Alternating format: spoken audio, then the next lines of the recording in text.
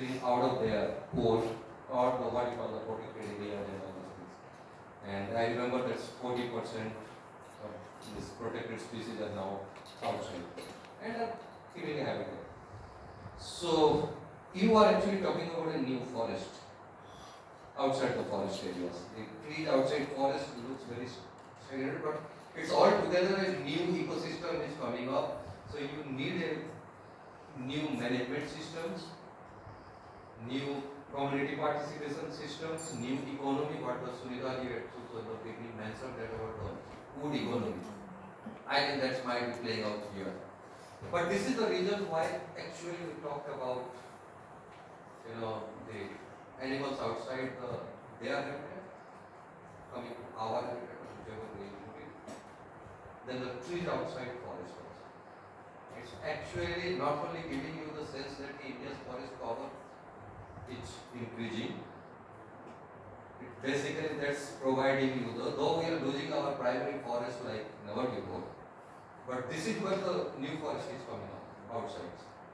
And we don't call it a forest tree now, we call it a tree outside forest. But it does provide a new economic opportunity also and a new management system also. The same way that the animals outside and the cohabitation and all these things. With all these things, I think that's the core of this. So I request Bigha. Bigha will take us through what's happening actually globally on the biodiversity. Many things apparently are happening. Bigha informs. Actually, it's happening. Many things are happening, just like the climate change, the Convention on Biological Diversity, the conventions. It's happening. Countries are agreeing, disagreeing, or not reaching to any conclusions. But they are catching up. And why those are also local developments for us. What are the great initiatives in India on biodiversity that we might have missed or might not have taken note of, like this too. So it's here, Bima. And again, I request you to, so I'll take some time out of it. Yes. Very, very short. Hopefully.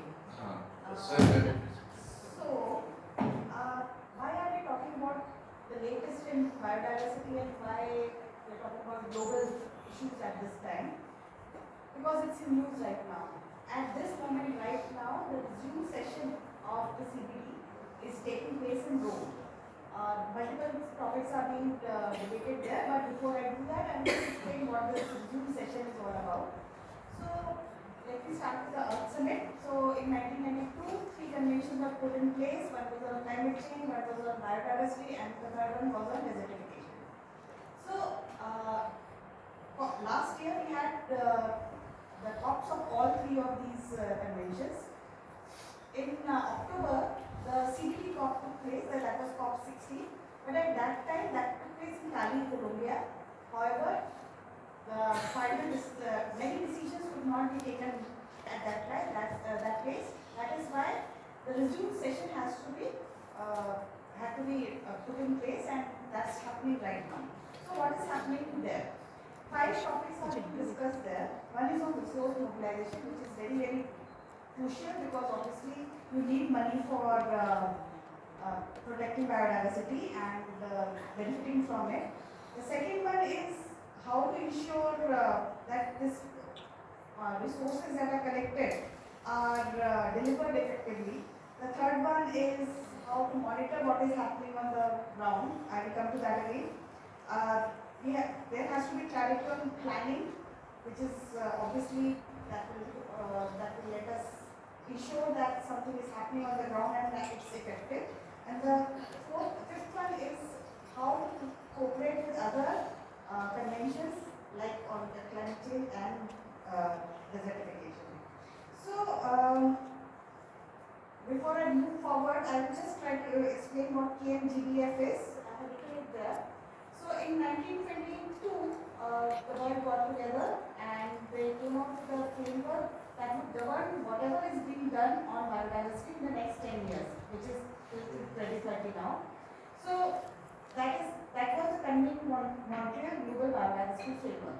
So, everything that is happening right now on the ground in CBD is focused around this because we have to meet 23 targets and 4 goals by 2030, and many of these goals are very, very difficult to achieve, and nothing much has happened so far because as you know, it's 2025 and we are still discussing how to move forward, where to get the money, how to monitor, and these are just basic things. So now that is the stage is set for that. I will talk about what happened at Kali last year in October. So at Kali there were 27 decisions that took place. There were two very major decisions that were put in place. One was on digital sequence information. I will get back to that. And the second one, the third one was on indigenous people and local communities, and they were given more rights into this. So to get back to the digital sequence information, so this is DSI. DSI is anything, all the genetic material that biodiversity has. It can be proteins, it can be RNA, DNA, any kind of genetic sequence that can be used to replicate anything. Somewhat what the plant is giving or the biodiversity is providing to you. So a decision was taken about that. Why was that important? Is there are multiple databases across the world which are storing these genetic sequences. Now, what is the problem with that? Because under the CBD, it has three tenets. One is you will protect biodiversity, you will use it sustainably, and the third one is whenever you use it, you will share a part of that profits, if you are profiting out of it, with the community. But with digital sequences being in these databases, most of the time this is illegally put there. So the communities were not getting any kind of benefits out of this. So for a very long time there were demands that some kind of a mechanism has to be put in place. That mechanism was put in place in Kali, and a multilateral system was created where companies which are using the biodiversity, the genetic sequences, would be able to put the part of their profits there. So that decision was put in place, and in Rome just yesterday, it was Kali Fund, where all this money is going to come and accumulate, was launched yesterday. So it's all in news. So if anyone wants to do a story on this right now, this is the time to do on digital sequence information. So to get back to the indigenous people and local communities, so this was the first time that the work of indigenous IPLCs was taken noticed, and they were given credit for this. Now they have a new program of work. So they will have a say in whatever CBD is doing. So that was a good part, because so far they were just, on the fringes. You would see a lot of indigenous people attending the meetings, but they did not have a say there. But with Kali's CBD, now they have a voice in all the negotiations. Other than this, there were 27 a total of 27 decisions that were that were put in place in Kali. Many of these, as you can see, are about very simple things like realizing that there is a link between climate change and biodiversity, which is obviously there, and there were talks about how there would be a joint program of work with all the three conventions, and this will all happen in the coming months. There was also this decision on ecologically and biologically significant marine areas, which are very significant because under the MGPF there is a target called 30 by 30, which many of you will know about, under which 30% of land and terrestrial water systems and oceans have to be protected by 2030. So all this is going to happen. I will not go through all the 27 decisions. I will just put a few there, and maybe we can talk about it, just a couple of them. There was another decision which said that biodiversity and health are linked, and we should consider them both together. Again, that's common sense. So, but because nobody was talking about it and no decision was taken on this, Kali's very significant in this manner that it brought all these things together. Again, I talked about what is being discussed there in Rome right now is resource mobilization. So, at this moment, we are getting only less than $100 billion per year for biodiversity to all sources. The target 19 of the KMGDF mandates that we need around at least $200 billion every year from all sources. However, this is not happening so far because as you can, one example of this is by 2025 the world was supposed to, developed countries were supposed to provide at least $20 billion through official development assistance to developing countries. That has not happened. There is a deficit of 23% as of now. There are also what is being discussed there at Rome is how to ensure that there is a reduction of harmful incentives that would generate at least 500 billion per year by 2030. So that's one source of revenue that the world is also looking for. However, as I said, nothing much is being done on the ground. We took a look at the JEF database, which provides funds for all climate change and for reservation and for biodiversity. We found that out of all the projects, more than 6,000, around 2,000 were on biodiversity. And though biodiversity got a lot of funds, but it was obviously not enough. In Montreal, a new fund was put in place, GDFF, where because developing countries were not providing enough funds, so it was decided that private entities and philanthropies should also provide funds for biodiversity, and a new fund was put in place. But however, very little has come into this. Only around 400 million US dollars have been put in place there. There was a new fund that was launched in Cali, which was the Kunming Biodiversity Fund, and only China has put in money there so far. So overall, we would say that because as you can see, not enough money has been put into biodiversity, it's not a very promising situation on the ground as of now. This is about BSI. Why I have already explained why the BSI decision is very important. There are a lot of databases, nobody is sharing money, there is biopiracy, there are many examples of this happening on the ground, but again, very little is available on openly about this. So, under this decision, all industries who are meeting some kind of targets would put in at least 1% of their profits or revenues to this fund called the Kali Fund. However, nothing has come to it as of now because it's just been launched.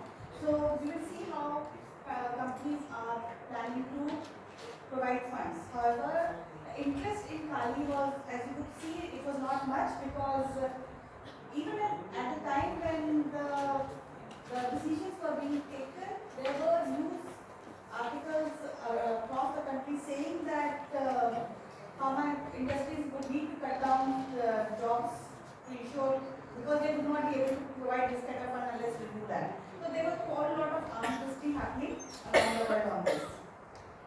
This is about the 30 by 30 target. Again, as of now, we have not met the target. We are nowhere near the target. But with IPLCs being included into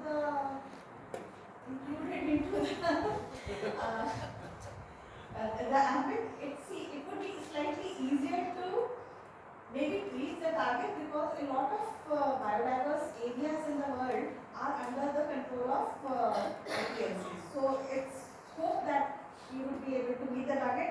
Unfortunately, there will also be a chance that the IPLCs might be taken out of the whole decision making process and it focus kind of a conservation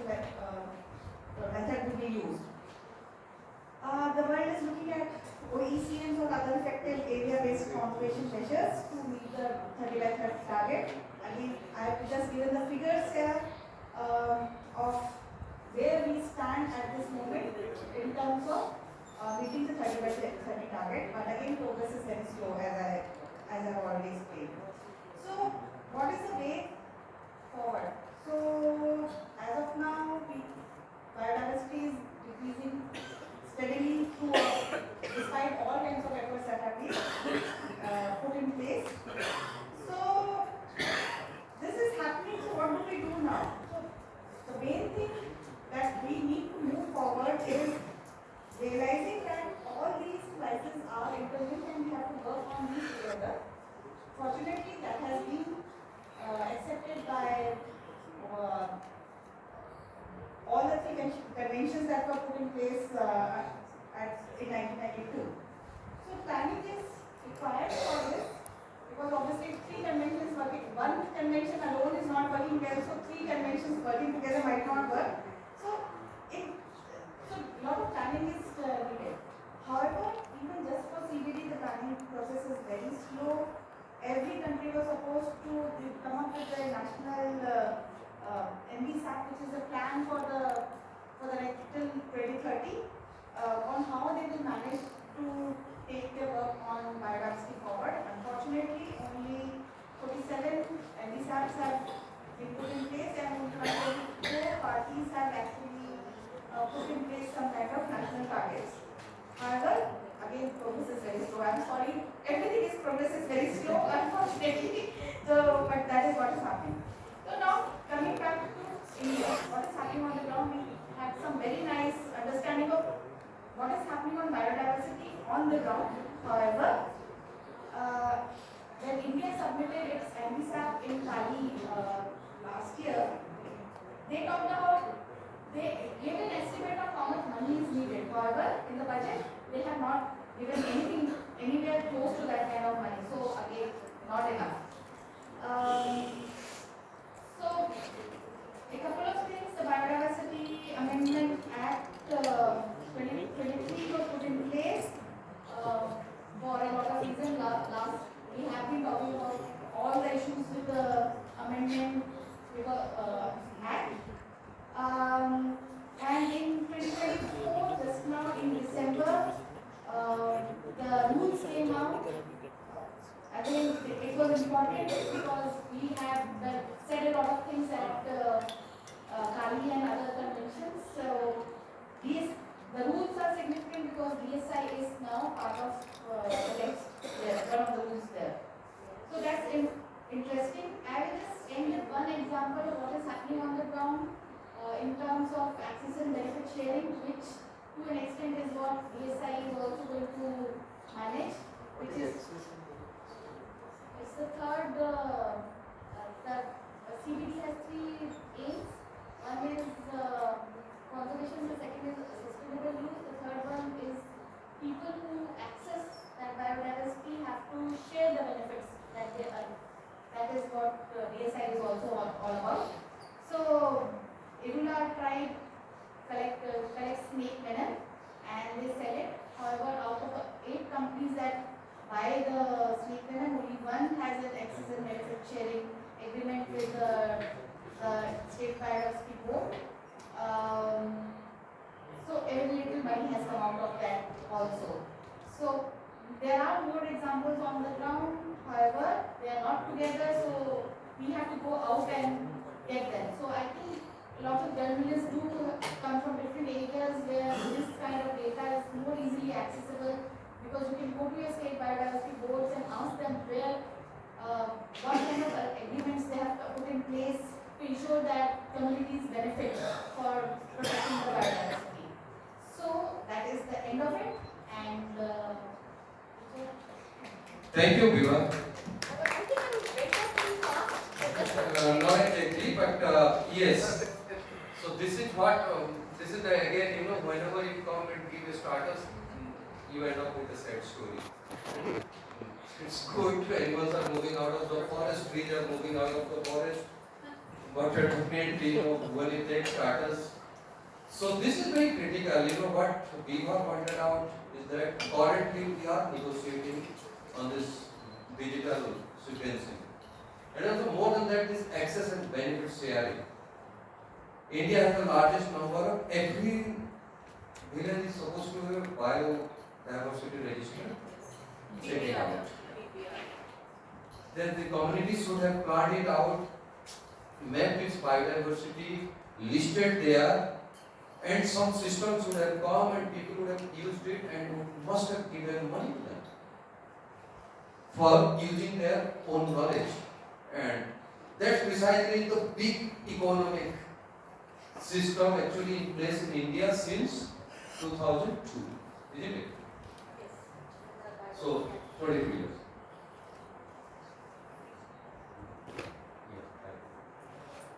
So, this way actually this is a story hardly being spoken about.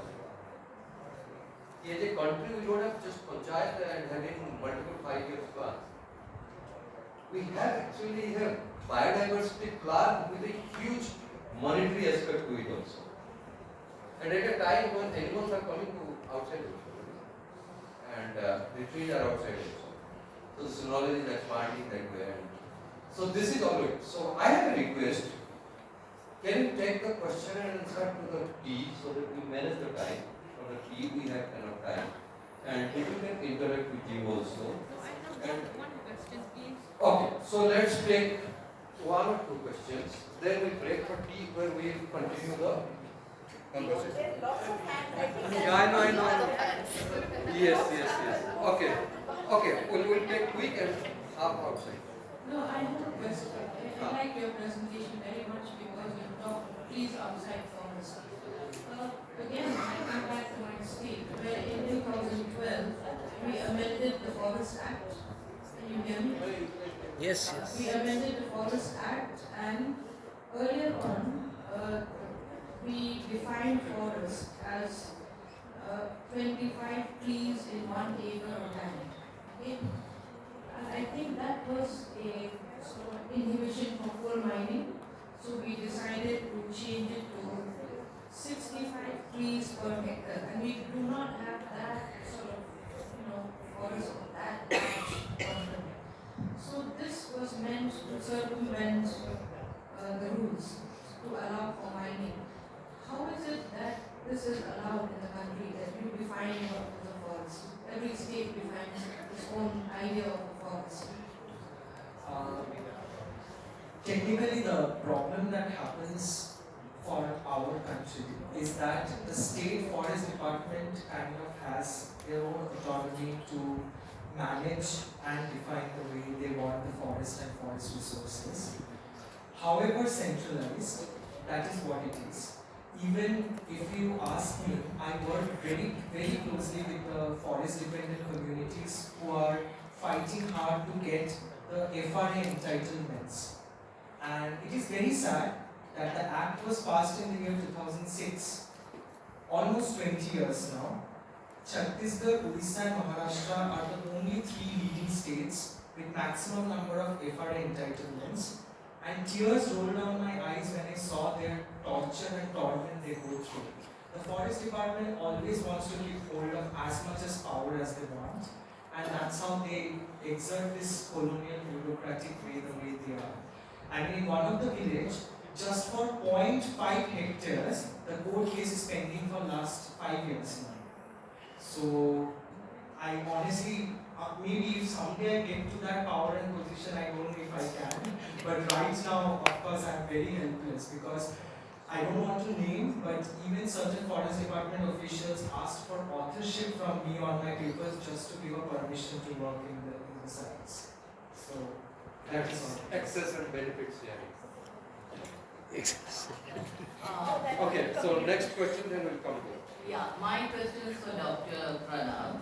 I'm Priya Menon here. So I just wanted to ask you, we spoke about human-animal conflicts. Now, how much does that feed into wildlife crime and trafficking? And are there any kind of studies which gives us stats about it? Yeah, you have any question? Yeah, related. Okay, ठीक. So you raised them. So Richard was talking about the link in the three themes that you spoke of. So the forest department has got a social forestry wing, which is supposed to be the urban forestry, where you have the forest outside, that now those have come as newer concepts with Miyawaki and for fruit forests and so many independent kind of concepts are coming. But it is again linked to this. You're bringing in kind of forest into the urban areas, but in the forest, you mentioned about lantanas and the animals searching for food outside the forest. So, could you actually work out on? Is there a common problem in between the two, or is that there's a contradiction happening? Okay, can you answer now? Okay, so you have a related one. Yeah. So I also have a related this is like, see, we know that the tiger population is increasing, and even the leopards size, the population size is increasing. But at the same time, the states like Kerala and Tamil Nadu, Kerala has already started culling the wild boars. And Tamil Nadu is really seeming. The arms are being procured and the training is being given through the cull the wild boars. But there is no, the prey density studies have been done, there is no scientific assessment done, they are just going for it. So this is actually going to bring all the animals outside, the prey decreases inside the forest. The conflict is going to increase. So WWF has actually a lot of, works very closely with the forest departments of these two states. But is there an advisory given against this methodology being adopted? You have a related question? Okay, so quickly, Adam. You have also. So I'm from Assam, and we spoke about how conflict, human elephant, and so basically what I've also done a bit of reporting on human elephant conflict. There's also human monkey conflict in Assam. You said that the casualties, and in terms of data, how it isn't accurate or it isn't enough. But then every now and then there's some data the government also releases. So is that data not accurate? Is that what you're saying? The other question is, when I go on the ground, farmers say that they're trying things like growing bananas, which also you said, and sugarcane, which keeps elephants off the field. Is there any research on how successful these are to mitigate, in the long term? Can they be sort of used as options to mitigate in the long term? Okay, now you answer actually very shortly. Before we go to the next block. I'll be very brief in my answers. So you had a good question about linkages between hunting and illegal wildlife trade and conflict. Undoubtedly, these things are linked. But I'd say it's much more so in the case of wild herbivores that feed on crops. These animals they frequently venture out. So people don't need to venture into forests to hunt them. You set a live wire, you set a snare trap. And so I think there's an epidemic of hunting at the forest edge in farmlands. It mostly goes unrecorded for a variety of reasons, including that it is difficult to really get actionable information. As far as species like elephants and tigers go, retaliatory killing is cause for concern. Tigers kill cattle. Poisoning has taken a toll on many populations. We know that. Unfortunately, the quality and content of data on these things is sparse and poor. So we sort of try join the dots here and there, but we can't reliably tell you if that's stable, increasing, and so on. I think if we monitor populations closely over time and also increase surveillance outside forests, at the moment there's very few mechanisms for that. Maybe more information. Okay, we'll take less, then we'll take it outside to the field. Yeah. Related. Yeah. All are related. I'm Srivastava from the Assam Tribune, and I come from a land which is rich in wildlife, and at the same time it is also having a very intense human-animal conflict, be it with elephants or leopards or monkeys. And I have also seen here species staff staging on monkeys, so I think it's the same problem here also. Anyway, coming to the point, Dr. Pranav has said that the fragmentation of wildlife habitat is one of the biggest challenges to conservation research sometimes. That's true, because it prevents wildlife dispersion, movement and dispersion from one habitat to another, restricting gene flow, and also triggering a human animal conflict. So my question is, I think we have already assessed the problem. So what is the solution? I think one of the solutions can be to reclaim the lost corridors, lost wildlife corridors. Although that is easier said than done, it's still possible. But I don't see any concerted effort from any of the authorities, be it the government or NGOs or local communities. Whereas some coordination and some effort directed towards that and would have made things easier. I have seen only one successful case of animal corridor reclamation in Assam that happened about 10-ish back in Karnataka. But I don't see much activity on this front. Whereas I think seeking and implementing solutions should be a major trust area. Because assessing problems is essential. I think we all know more or less, we are all aware of what the problem is.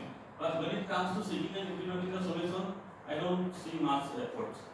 But I think NGOs and governments in particular have a big role to play in this. So your observation. Okay, now Aditya, and then you answer, and we are closing it, I think. It's very related to what just I know it's everything is related, just so So, the idea is, have these corridors been mapped on the ground very quickly about, so you know exactly where they are? And secondly, what happens to the land use once such corridor is identified and established? What happens to the land use, and is that a question that stops us from actually going ahead with that thing? Because I'm sure a lot of it is in private hands, a lot of it is probably, it's difficult to do change of land use at that point in time, so that's one. Second kind of related question about this is also,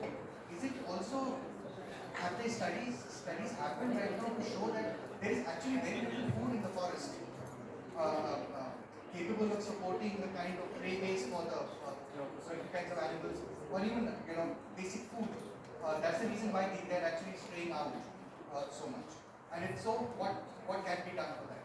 Okay, so you answer it in the chronology. Sorry to just to suggest that so that put it in context. The corridors, the issue about corridors, how scientifically it's been mapped and all these things. Now then the solution part, including you have also related things. Quickly just telegraphically tell us your questions so that they tackle. Only 2 lines question. One is 2 lines could be very just telegraphic. Okay. Nowadays they are using some mechanical elephants. Can you use them to minimize this animal and elephant conflicts? And second question is, how about Miyawaki forests that are coming from Japan to our urban areas? Thank you. Just hold on, let them answer.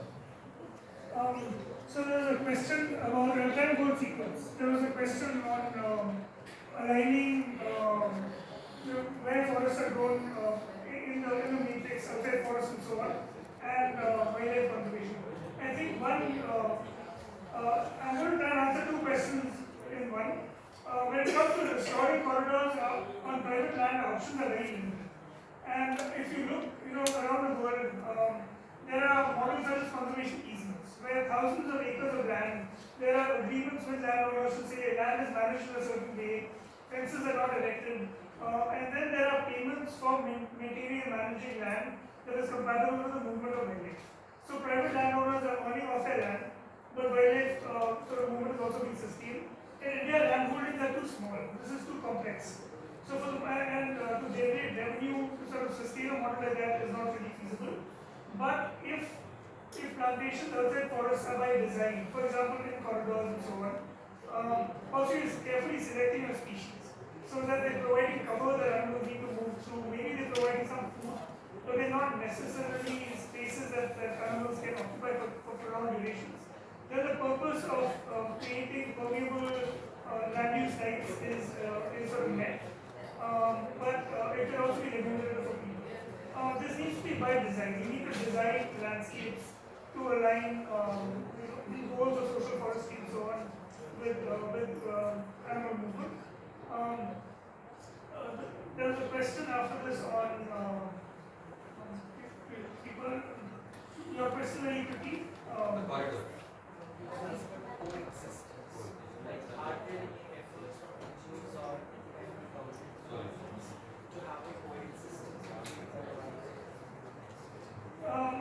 Right, so as far as solutions go, I'm not sure, I don't know the question of the but I'll come to the corridor question very quickly. So So to your question on what's being done, I think a fair amount, but actually the problem is that there is no policy for corridors. The corridor is not recognized as a corridor. It includes diverse land use types.